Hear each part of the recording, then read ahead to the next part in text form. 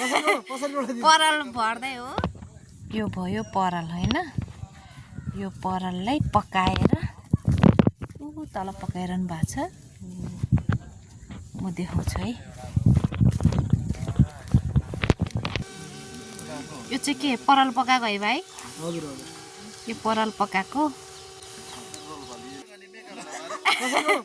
पराल भर्दै हो। यो चाहिँ पकाएको पराल हो नि भाइ? यो पकाएको पराल, यो ब्याट्री अनि यो भाइ चाहिँ साउ है, साउ। यो चाहिँ च्याउ राख्ने के अरे यो घर, च्याउ राख्ने घर नै छ है।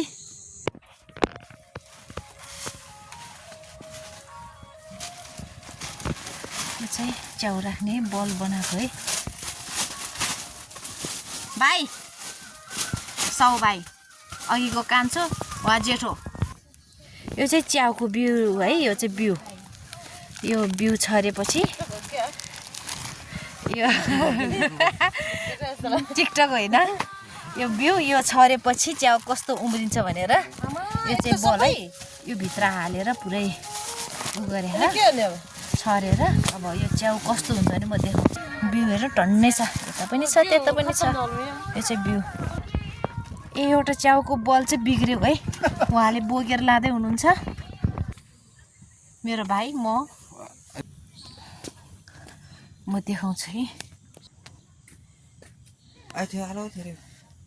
च्याउ यहाँबाट चाहिँ जोकेर बेचबिखन चाहिँ यहाँबाट गर्नुहुन्छ उहाँहरूको किचन।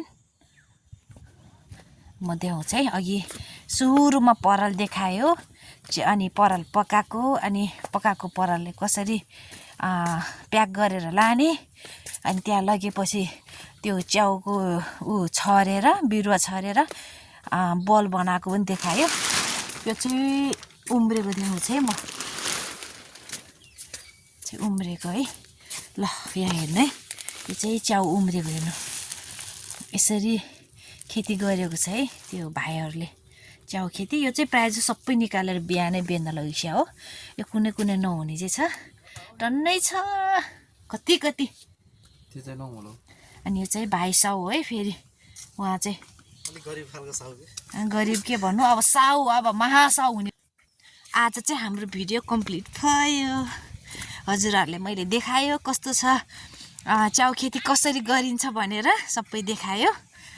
च्याउ चाहिएमा फोन सम्पर्क राख्नु होला, नम्बर पनि छोडिदिनेछु।